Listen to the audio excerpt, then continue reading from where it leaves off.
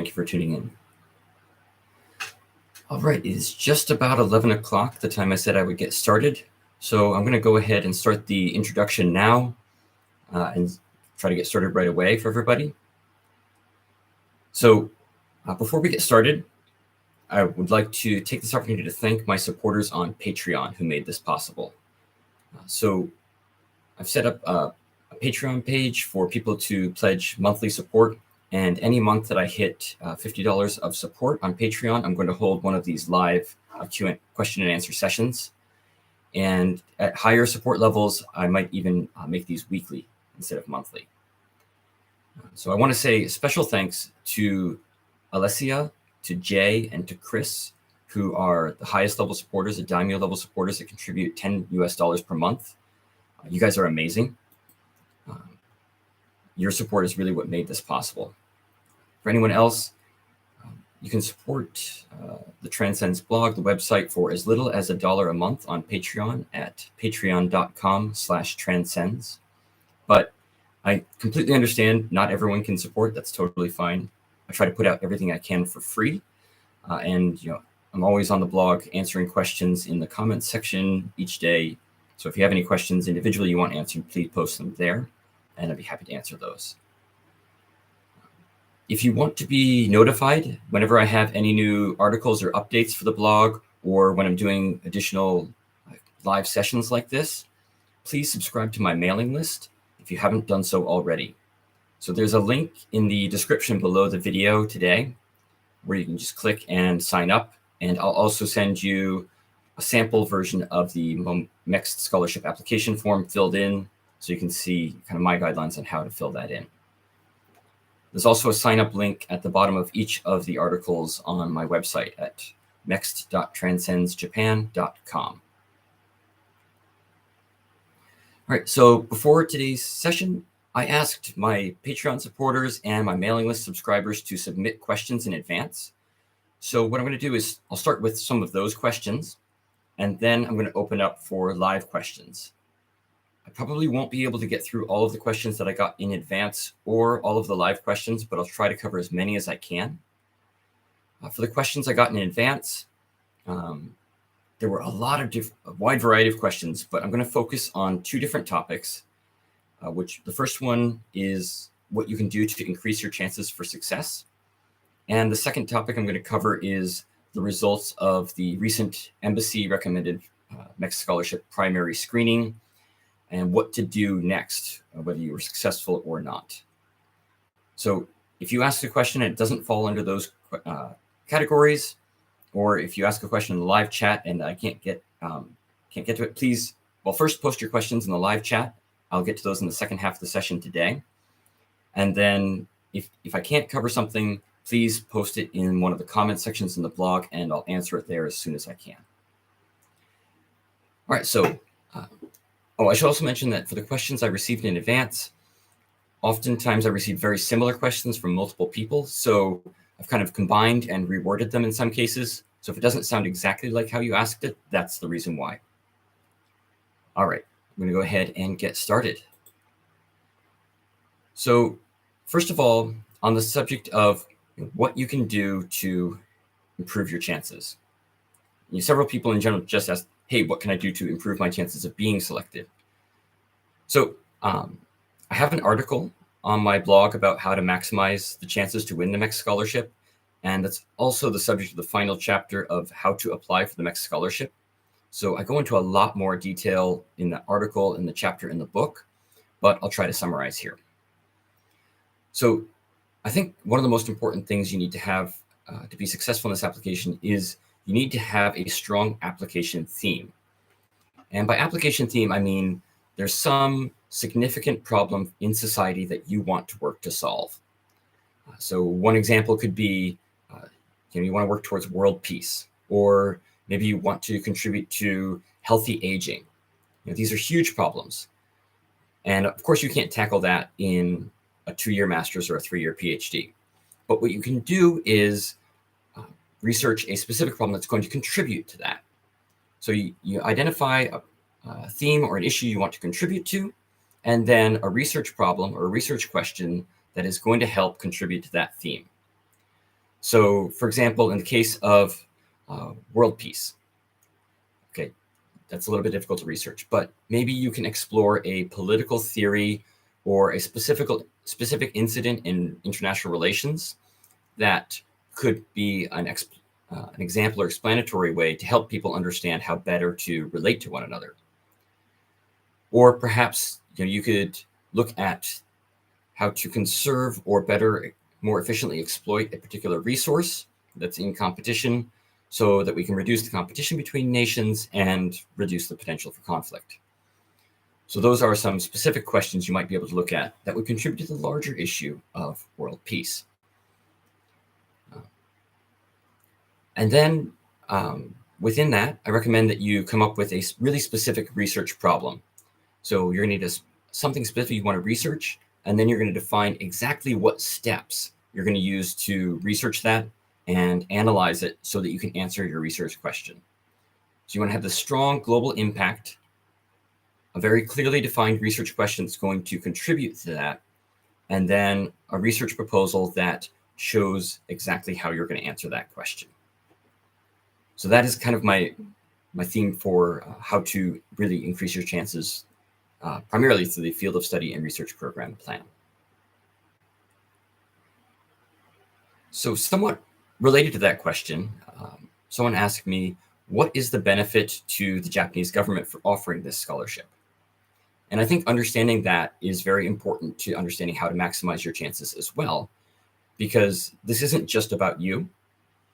You want to create a research proposal and your approach in your interview, etc., to appeal to the Japanese government to show that your interests and their interests are related, so that selecting you for the scholarship is going to help them.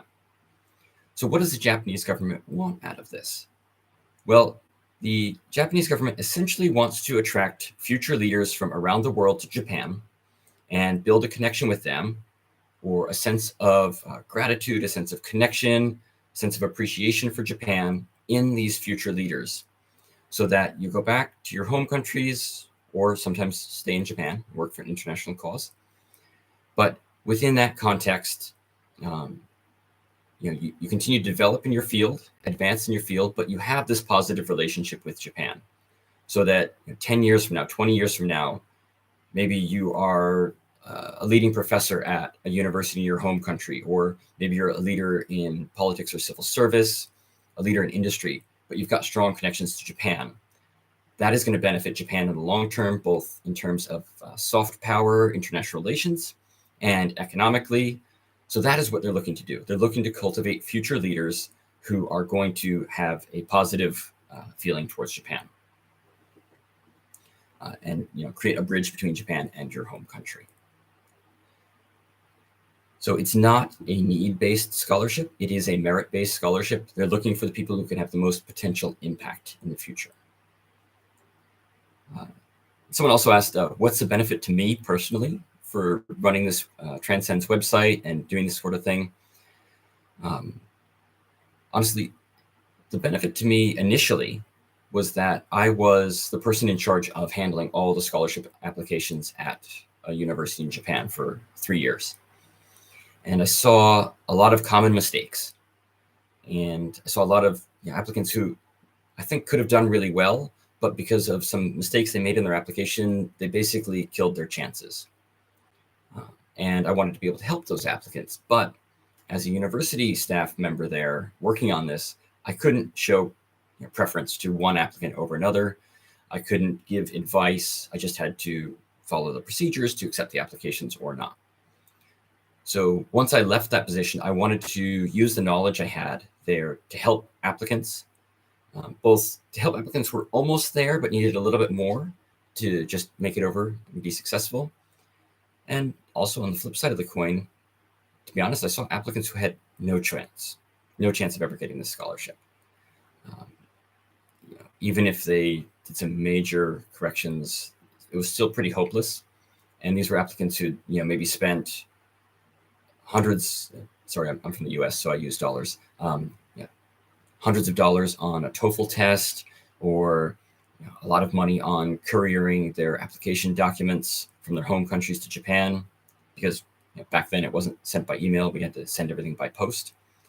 And they were spending a ton of money, and it was all for a lost cause. So I wanted them to help them better understand the application process so that maybe they could learn the reality of their choices without having to spend so much money. So that was my initial motivation. But I've been running this blog now for about a little over 8 years, talking about the MEXT Scholarship. And since then, my motivation has changed. I no longer work directly in that position, but I've realized that there's no one else out there sharing this kind of information or collecting this information. And so right now, this is something I can do to help that no one else can do right now. And so as long as that's the situation, I want to keep providing the service. I don't want to take this resource away. So that was my motivation. That's not going to help you so much with your application, but someone asked, so I wanted to share that. So another person asked, how important is passion in the application? If two applicants have equally great proposals, would passion play a role in how you choose between them? So first of all, I want to say I've never seen equally great proposals. Okay? There is always one that's better than another, ever. This goes for the MEXT applications. This goes for, I've been involved in interviewing students for admission. I've been involved in job interviews in Japan on the interviewing side. There's never equal applications, okay? Sometimes it's just the way someone presents themselves. Sometimes it's just a slight matter of GPA difference, but there's always going to be a priority. But okay, on the subject of passion, it can go either way. So for me, and for the reviews I've seen, it really comes down to clarity of purpose. So I mentioned earlier, having a clear theme for what you want to accomplish and steps that you're going to take to accomplish that. That is most important to me. So you've got something you want to do, and you've shown that you can clearly accomplish that goal. If you're passionate about it, great. But I have also seen applications that are all passion and no substance, and that hurts. That's not going to get you anywhere. If you don't have any clear plan for how you're going to approach your research, or you're really excited about something, but you don't have a research question that you're going to follow up on, then passion in that case could hurt you, and you need a little bit more logic and reason behind it.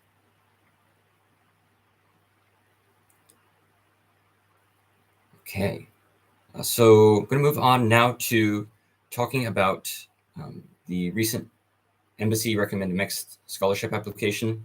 So as I'm recording this in August 2022, most countries have already finished the primary screening at the embassy, and you're now in the stage of applying to universities for letters of provisional acceptance if you followed up the embassy application route. But one question I got is, how do I find out the primary screening results? So for those of you who might not have heard yet, it's going to be different in each country. So each country and each embassy is going to have a different approach.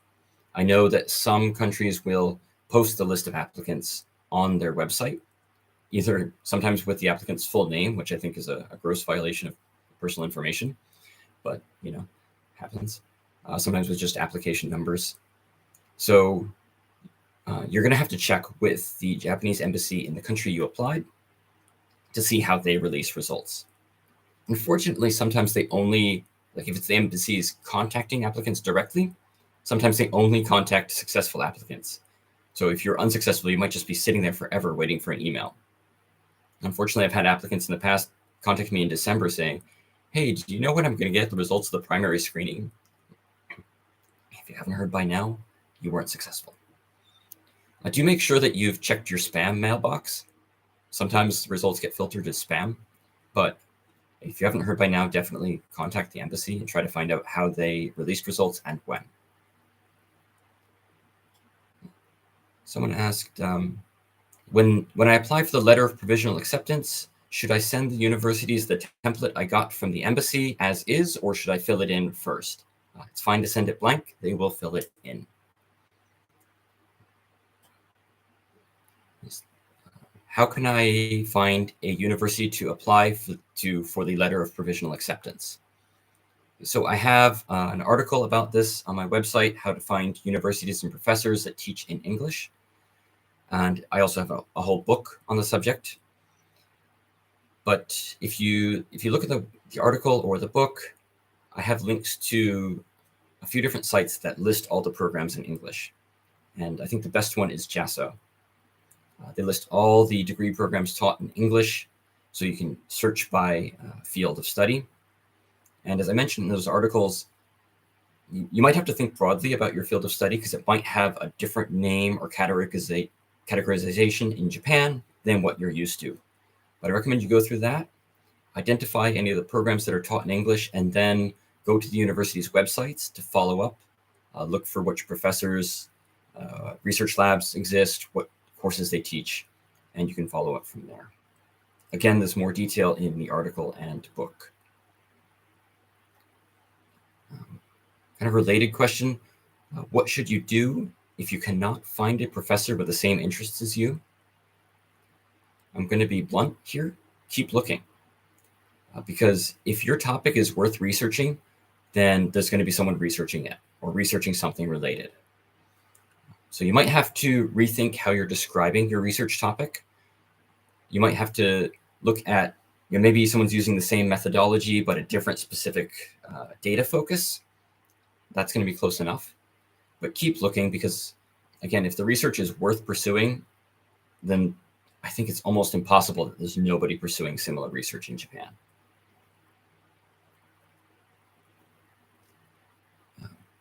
Next question I had is, if I get letters of provisional acceptance from all three of my choices, am I required to submit all three?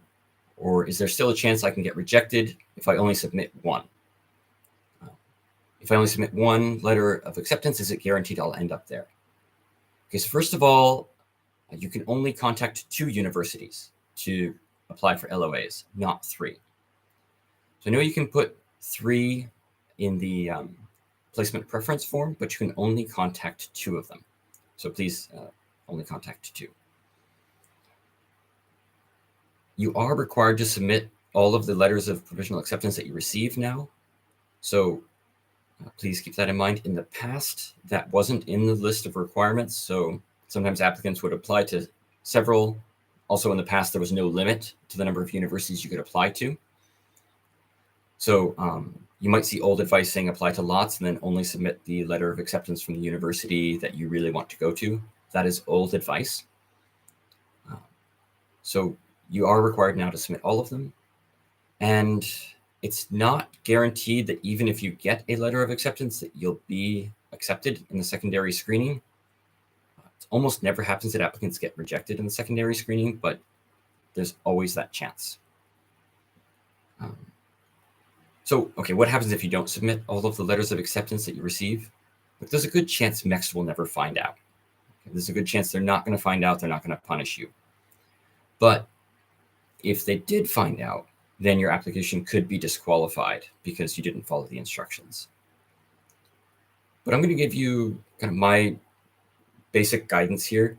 And if you ever find yourself in this application process thinking, will MEXT find out if I, then you're probably doing something wrong and you shouldn't do it. You don't want to be stressed out later as like, oh, I passed the application, but what if they discover this and reject me later?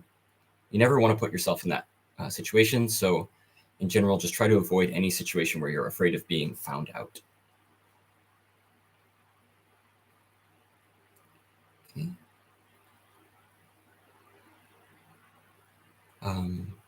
So I had another one is it possible to be rejected during the secondary screening?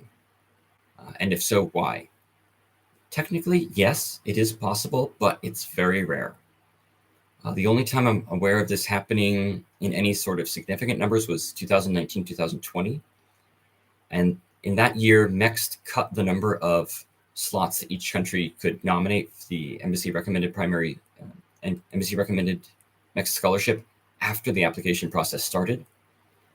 So some countries didn't find out until after they'd issued the results of the primary screening, and then they had to cut applicants during the secondary screening.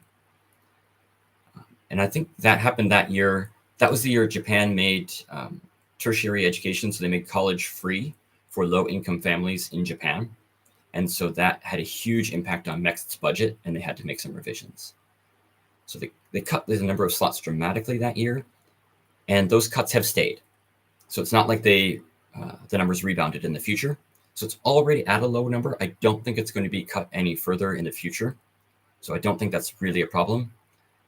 But that year, the year that they were cut, almost all of the applicants I heard from who were cut during the secondary screening were applicants who had left the Japanese language test blank during the primary screening. So you're not required to pass that language proficiency test, but if you don't try, some applicants were cut that year for that. The other reason I've heard of applicants being cut in the past was because they didn't receive even one letter of provisional acceptance. I've heard of applicants succeeding in that situation, but you've got a higher chance of your application being rejected.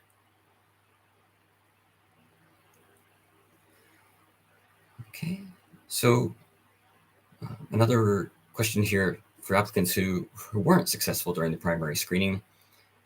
I had an applicant ask, I was invited to the interview and I thought it went well, but in the end I didn't pass. What do you think might be the reasons I was rejected? It's really hard to tell, but in most cases, all of the steps of the primary screening are cumulative. So even after the interview, they're going to factor in your initial documents that you sent. So they're going to factor in your GPA, the quality of your field of study and research program plan, your tests, and your interview all together, and come up with a cumulative score. So it's not like, okay, you passed the document screening and now everyone's got a fresh start for the tests, everyone's got a fresh start for the interview. It does build up. So it could have been anything along the way. They are going to accept more students after the document screening than they can finally nominate, because sometimes applicants will come in and completely bomb the interview. It's not that common, but it happens sometimes that someone cheated and got someone else to write their field of study and research program plan for them. And so when they get to the interview, they can't explain their research at all because they didn't write it. Don't do that.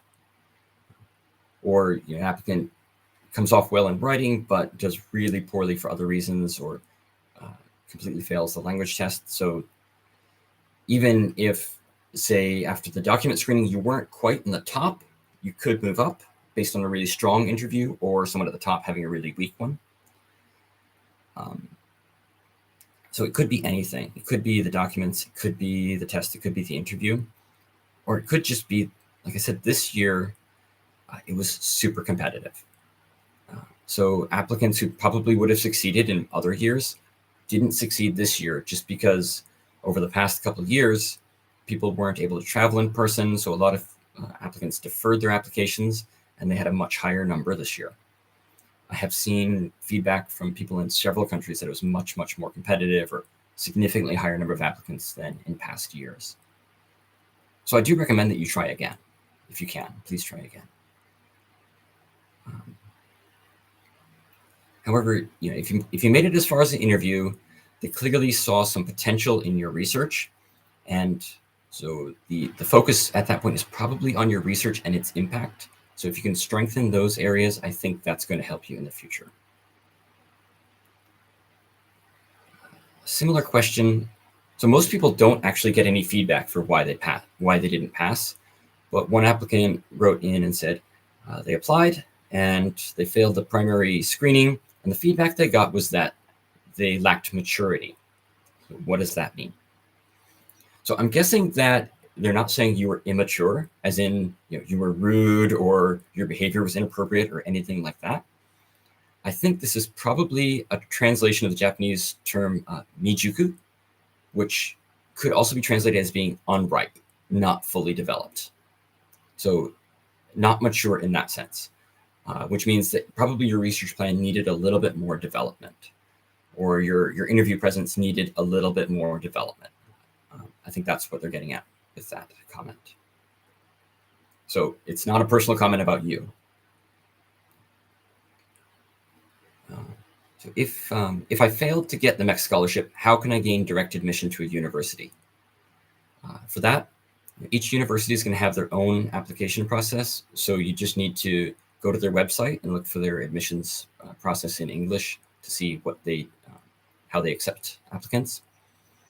And also, starting soon, the university should be starting their university recommended MEXT Scholarship application process. So that's something you could potentially apply to as well. You probably saw in the eligibility requirements that you cannot apply for 2 different types of MEXT Scholarship at the same time. But if you applied for the embassy recommended MEXT Scholarship and you did not pass the primary screening, you can apply for the university recommended MEXT Scholarship because your embassy application is no longer active. It was deemed unsuccessful.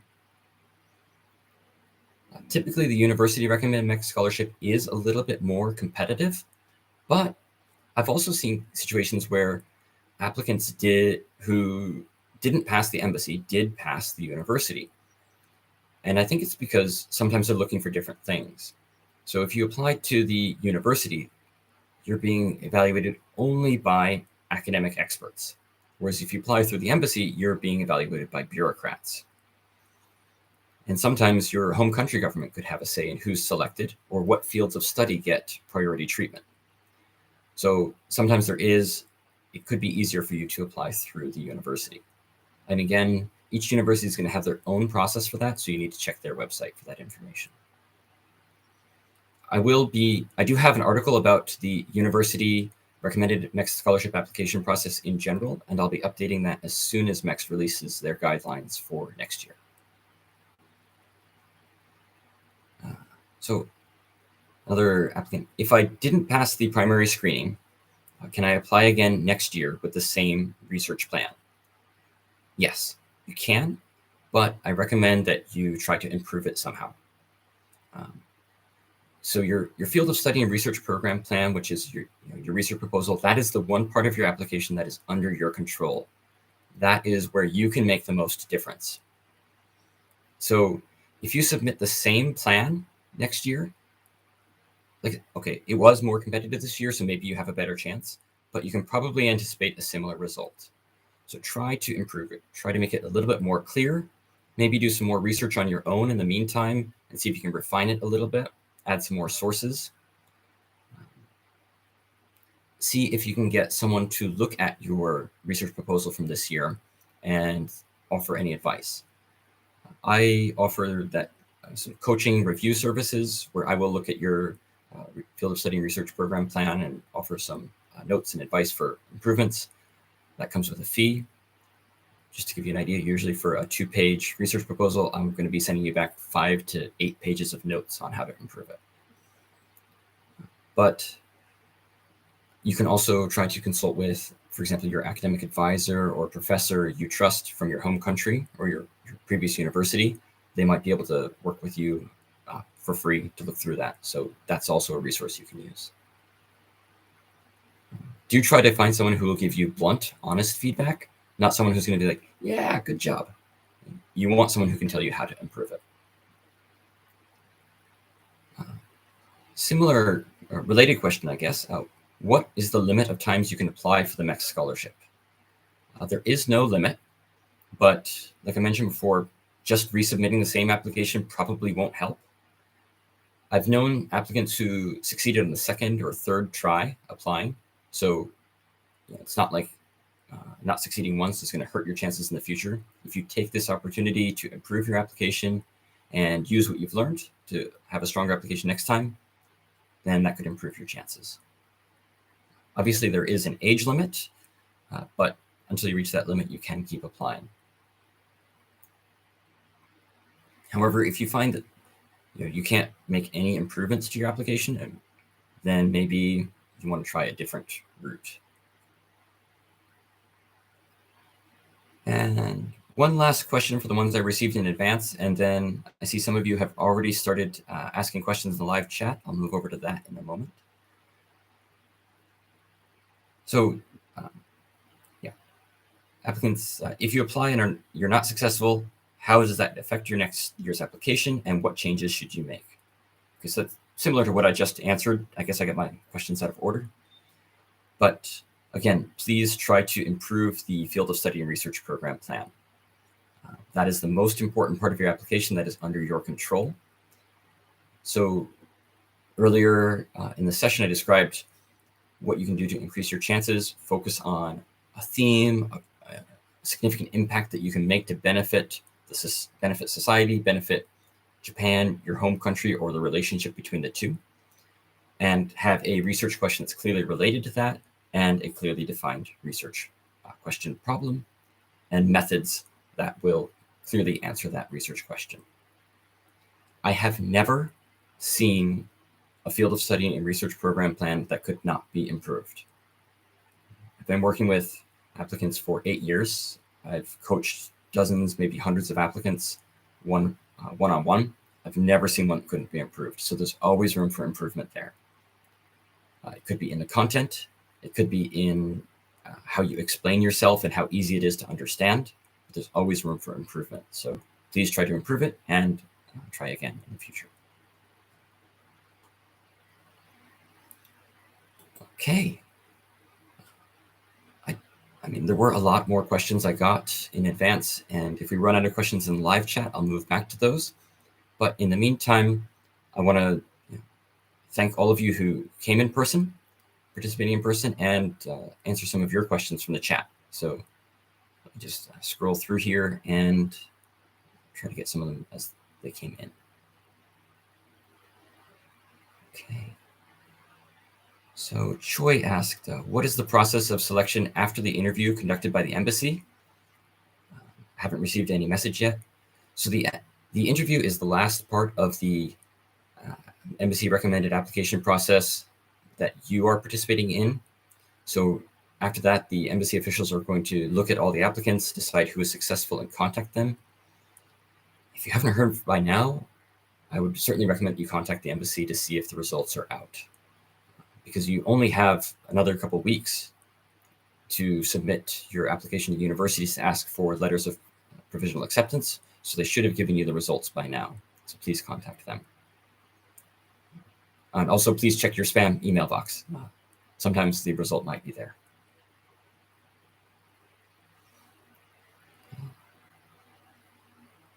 The question, Pradeep asks, finding a research professor is very difficult. Do you have any tips? I've already gone through your blog on finding a professor, but I'm not receiving any responses. Okay, so if you've already passed the primary screening and you have the letter of the passing certificate of the primary screening, then usually each university is going to have an official process they want you to go through to apply for letters of provisional acceptance. So sometimes that's going to be contacting the professors directly, but sometimes it's not. So some universities just want you to submit the application to the administrative office and they will distribute it to the professor. In those cases, some of those universities, the professors won't respond to applicants directly because they're not part of the process. So if you're not hearing back from the professor, please check to see what that university's process is. If they say that you are supposed to contact the professor and the professor hasn't responded to you, after a week has passed, I recommend sending a reminder email. Right now, it's August 6th. Usually the end of July is final exam season for the spring semester in Japanese universities. So professors might have been really busy working with final exams over the last couple of weeks and entering grades. And now August through most of September is going to be summer vacation. So they're going to be out of their offices, maybe checking emails a little bit less frequently. So either they're too busy to have gotten back to you right away, or they're not checking emails as frequently. Either way, if a week has passed, I do recommend sending them a reminder email. If you still can't get in touch with them, then check with the administrative office of the graduate school you want to apply to. Sometimes they can help you get in touch. And a professor might be more likely to reply to an email that comes from the admin office of their university than someone outside the university. The admin offices should be in the office now. Although I should note that next week, August 13th through 15th, is the Obon holidays in Japan. So sometimes before and after that holiday, even university admin offices are closed, and it might be a little bit slower to get a response during that time. I know you're probably thinking, why on earth does MEXT schedule you to contact the universities at this time when everyone's either super busy or not in the office? I don't know. It seems like a really stupid timing to me too.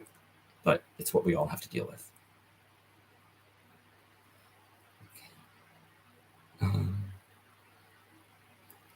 Someone asked, Pradeep again, will your grades, results, and marks play an important role in the selection process? Yes. So I think I've got an article about the GPA as well, but there is going to be a grade cutoff in most cases for your application. So if your grades aren't above a certain marks, then you're not even going to be considered. And that is what I meant when I mentioned earlier that I said I saw applicants who had no choice and no chance really of succeeding in the MEXT Scholarship. I know this is true for the university recommended MEXT Scholarship, and I know it's true for every other Japanese scholarship that goes to the university. They require that all applicants have a minimum 2.3 out of 3 GPA. That's on a funky system that only MEXT uses. Not even Japanese universities use a 3-point GPA system.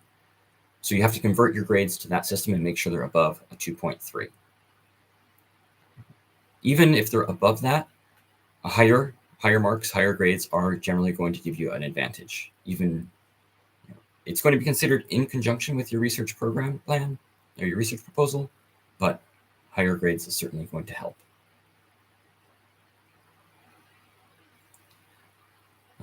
So Catherine asks, what happens after an applicant sends in a letter of provisional acceptance to the embassy?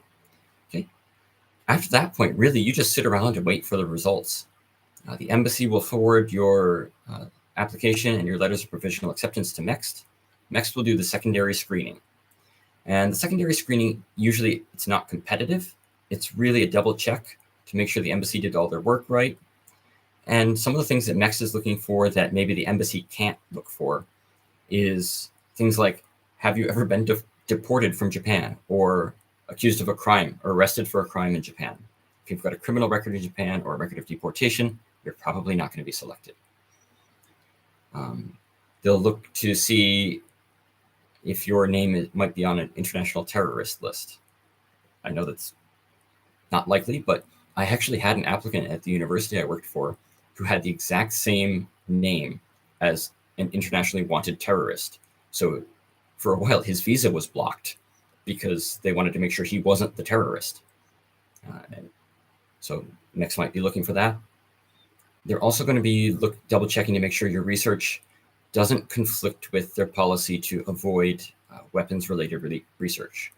So if you're doing research into a topic that could be used for weapons of mass destruction, they might reject you for that. But typically, almost every applicant gets through the secondary screening, and then MEXT will contact the universities on your placement preference form that gave you a letter of acceptance and ask them to formally accept you. So usually the secondary screening will end by around the end of October, and MEXT will start contacting universities October to November. You might not hear back from the embassy until about January or February, but sometimes when MEXT contacts the university to ask them to formally accept you, the university might contact you as well to ask you questions like, do you want to take part in the language program for 6 months? They're not supposed to contact you, but if they do, that's usually a good unofficial sign that you've passed the secondary screening and you're probably going to be placed at that university. Okay, let's see. Takao asks, is it okay if I only get one acceptance letter? Yes, that's not a problem. Let's see. Nisa says, I passed the first screening and sent the email to the professors, but there was no response. Should I resend it or contact the international office? Okay. First of all, I would recommend check to see what that university wants you to do. If they want you to contact the professors, keep trying to contact the professors. If the professors don't respond, then contact the international office. But if they want you to contact the international office, or I think some universities like KO ask you to just submit the application to their online system, then make sure you're following their instructions.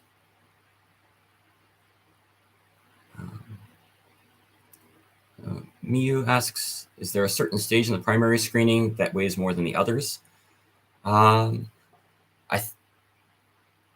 This is just my sense, but I think the field of study and research program plan weighs most heavily.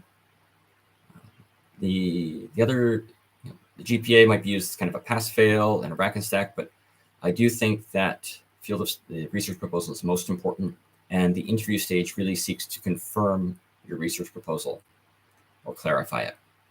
So I do think that's probably the strongest part, but everything does impact the evaluation.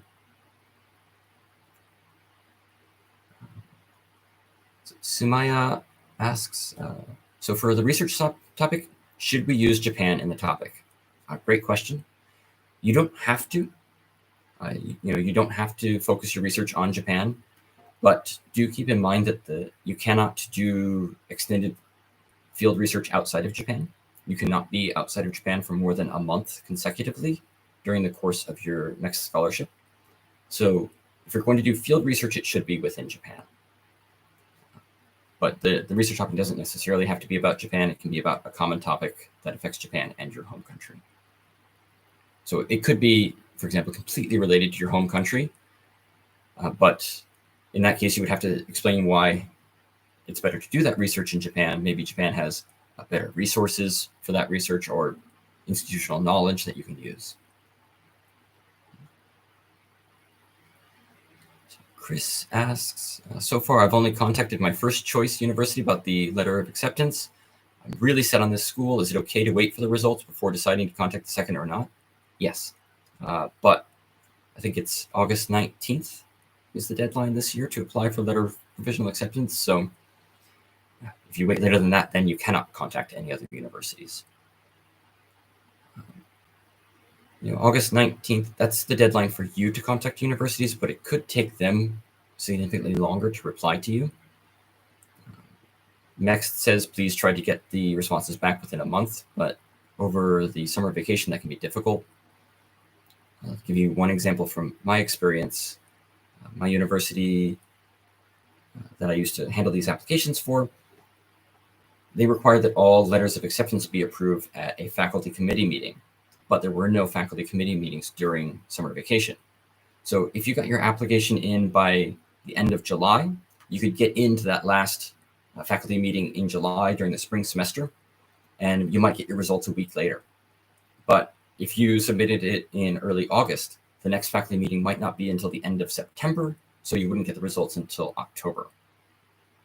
That was just one university's example, but you can see that there could be some time required.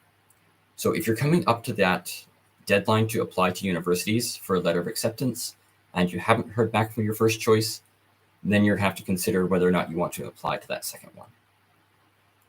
But up until that deadline, sure, you can wait, no problem.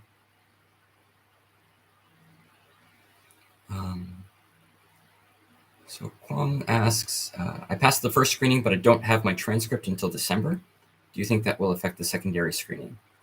Okay, so I assume that you're still enrolled in your previous degree and you don't have your final transcript for graduation. That's fine. Your primary screening is going to be completely based on your results from the transcript you submitted with the documents. Okay, they're not going to update your results based on midway through the process, but you'll have to submit a final transcript and your final certificate of graduation before you arrive in Japan. So typically the embassy is going to give you further instructions about that later, but it's not going to affect the secondary screening, so don't worry about that.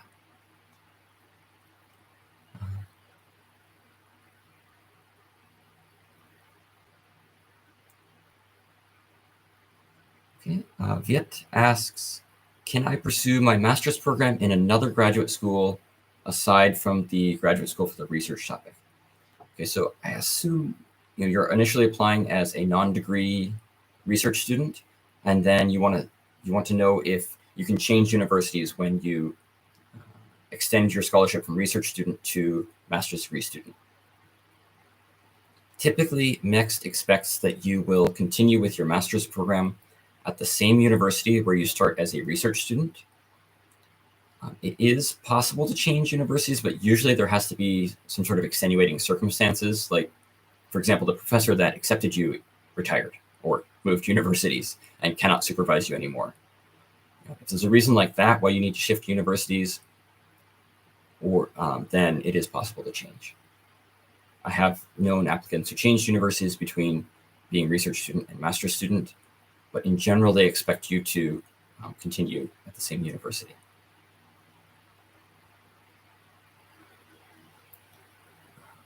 So, another question. What is the recommended length for answering a question in an interview?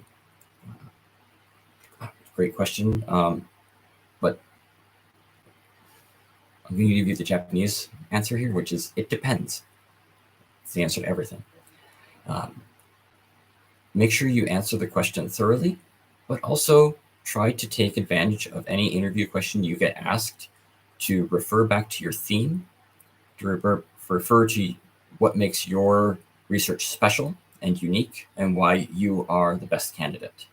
So if you can answer the question and show why you are the best candidate for the scholarship, then that's a complete answer. If it's a face-to-face interview, you can see your interviewer and you can see that they're kind of fading away or looking down at their paper, then maybe try to wrap up your answer a little bit shorter. But I think as long as your answer remains relevant and is focused on the question and your candidacy, then as long as it takes to explain it.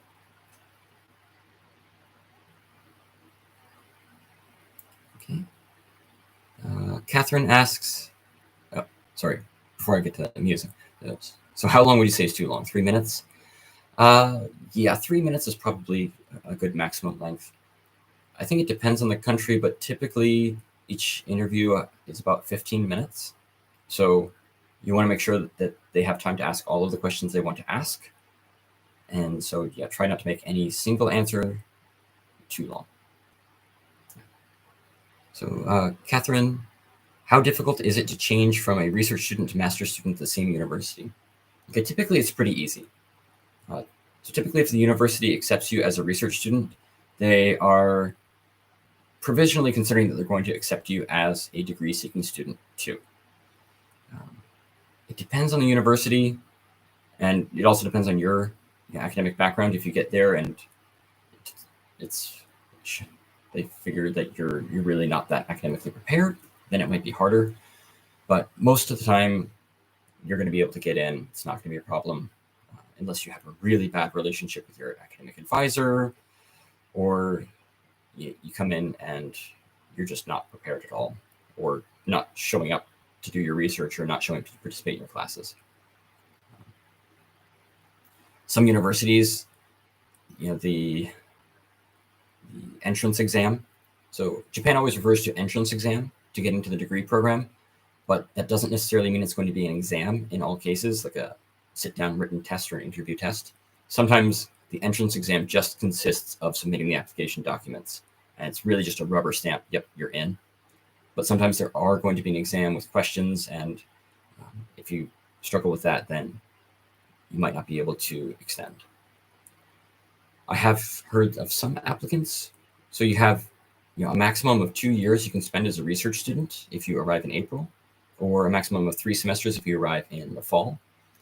I've heard of applicants who had to apply multiple times to get accepted into the master's program because they didn't do well the first time, but almost never heard of anyone who couldn't get in at all at the end of the research program. So it should be relatively easy.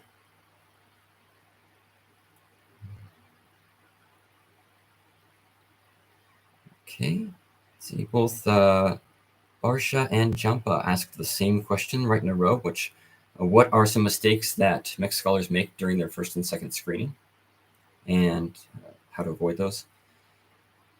Some of the common mistakes I've seen are with the application form, just not filling it in correctly, not answering all of the questions, or ignoring the instructions. Really, it's pretty basic. I think the more complex mistakes I've seen there really come with the essay questions. And this is for the MEXT Scholarship for graduate students or undergraduate students. There are different sets of essay questions. But for graduate students, a common mistake is in those essay questions or in your field of study and research program plan, thinking only about yourself and thinking about what you want to say rather than what you want the reviewers to come away from your application thinking. So, for example, there's a question about, what was your trigger for your interest in Japan? And if you write the same thing that any other applicant can write, you're going to bore the reviewers, and you're not going to use that opportunity to make the most of your application. So keep in mind that the application reviewers are probably reviewing at least dozens, maybe hundreds of applications. And if they see the same thing over and over again, boring, right, you're not going to stand out. So if you have something unique and exciting, if your trigger for your interest in Japan is something that's related to your research and something exciting that indicates you have high potential as a scholar, that's going to help. But if it's something like, well, I used to watch a lot of anime as a kid, and so that's why I like Japan, that's probably not the best answer. I've also seen cases, the documents don't meet the requirements. It's a pretty common mistake. So please make sure you just check all of those requirements as well.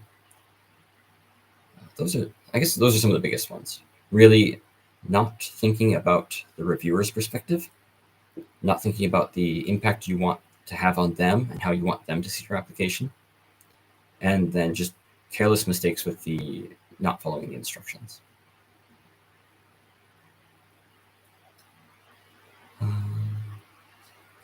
Grace asks if the university strongly recommends to have the JLPT scores, Japanese Language Proficiency Test scores.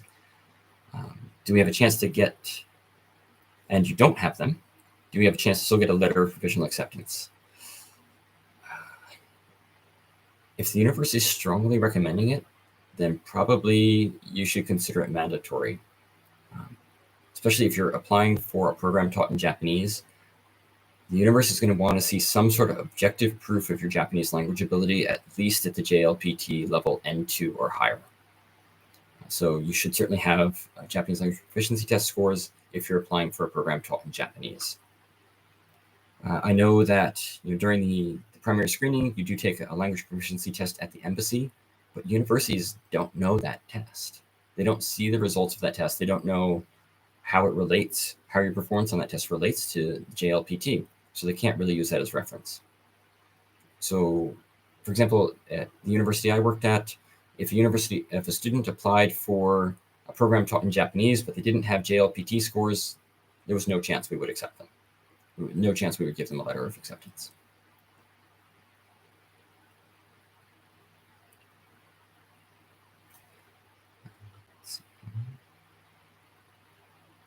Viet had a follow-up question. Okay. So earlier I misinterpreted Viet's question. I thought they were asking if you could change universities between your research program and master's program. But the question was actually, can you change graduate schools within the same university?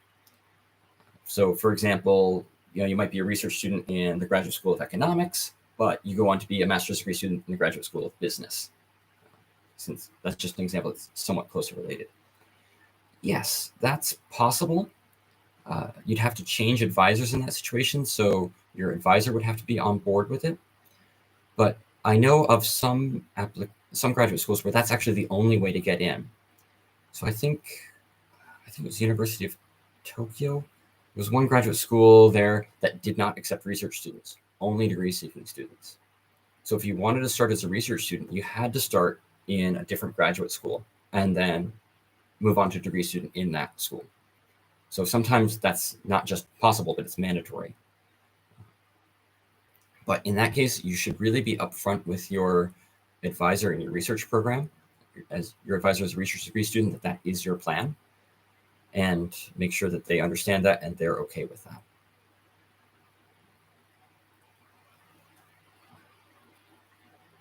Let's see.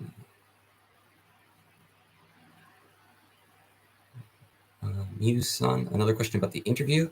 So you mentioned that every stage is scored. Every stage of the primary screening is scored. In the interview stage, is your attitude scored as well? So for example, if you're nervous and your voice is shaking, or you weren't fluent or confident, would that result in minus points? I don't know so much that you're going to be penalized for that, but an applicant who's more confident is going to get bonus points for presenting themselves more clearly. They're going to make a stronger impression. So I do think that's going to be a factor. They're going to look at how well you can communicate your idea, and also the way you communicate is going to impact how well they understand your research proposal. But on the other hand, I will say that most applicants think they were a lot more nervous and unconfident than they actually were. And there are some cases where interviewers in Japanese interviews, someone will decide it's their job in the interview to make the applicant uncomfortable, to put them in stress to see how they react. And if that happens, you don't take it personally. And they're doing that deliberately, and they're doing it to everybody.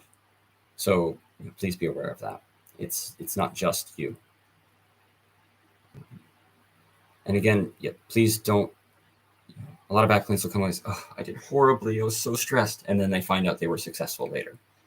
So you're going to be a lot harder on yourself usually than the interviewers are.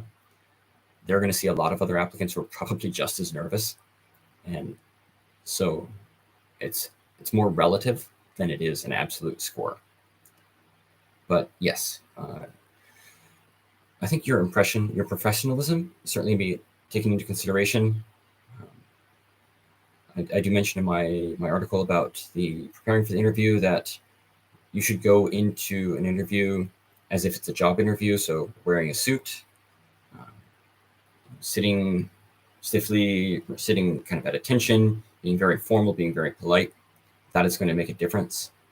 I don't know if it's scored, it's not going to be scored as highly as the contents of your answers, but your impression is also going to affect how the reviewers look at the other answers. So you could give the exact same answer about the quality of your research, but if you are sitting straight and delivering it confidently, or if you're kind of slouched in your chair and nervous and answering, and you say the exact same words, it's going to sound stronger if you're confident, and so that's going to result in a higher score in general, I think. So Camille says, I'm having trouble selecting a topic to begin my initial literature review, and I've considered looking at what current professors are focusing on and tailoring it around that. But there's so many different fields that I have analysis paralysis. What tips do you have to select a field within your graduate studies? Okay, that's a great question. I'm actually kind of in a similar position right now, Camille. I'm applying for a research grant at my university, through the Japanese government. And there are so many different individual topics I want to research that I'm not sure which one to choose. So I do recommend that you choose something that is based on research you've done before, because if you can show that you have previous experience in the field, it's going to look stronger. It's going to make you a stronger candidate. So, okay, they're going to have a little bit more confidence that you can do the research that you said you're going to do. And also something that's related to, like I said, or like I mentioned earlier, a global impact or a significant benefit for society, and that you can relate down to a specific research problem. So you want to connect kind of your past experience with your future potential. And within that, just try to find whatever excites you most. And yeah, like you mentioned, there's a lot of different fields, but try to find something that excites you. It's related to something you want to do in the future, your future career, and that matches a research field you can find for a professor in Japan that you would like to work with. I'm sorry, that's not terribly specific, but those are the primary factors I recommend looking at.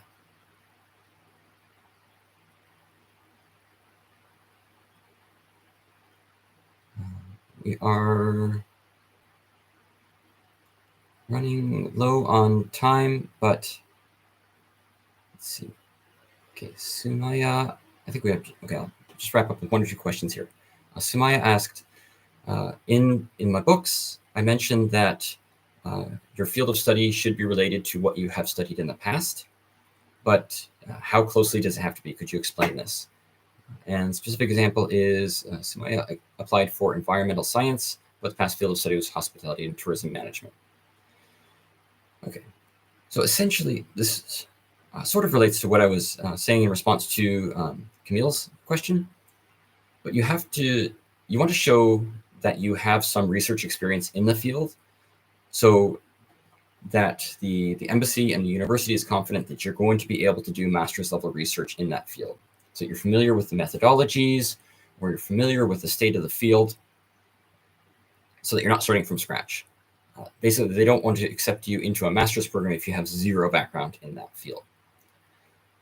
So I don't know, what your specific focus was within hospitality and tourism management, but I know, at least working with my students here, that sustainable tourism is a hugely popular topic lately. And so if you've done some research related to sustainability and tourism, then you can probably easily show how that's related to environmental science, and maybe some research you've done that's similar to that field, and how that kind of got you interested in environmental science as your master's program. So as long as you can make that connection and persuade the reviewers that you have enough background to be able to do the research you're proposing in Japan, then I think it's going to be close enough.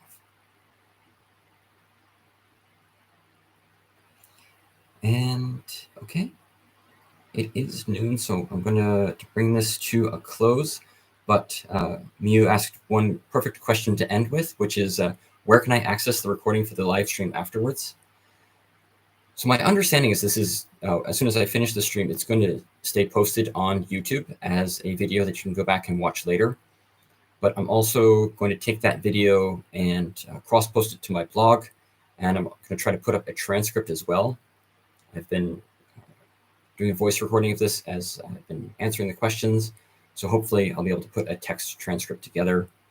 And as soon as I have that, I'm going to send out that link and information to my mailing list. So if you've registered for the mailing list, I'll let you know as soon as I can.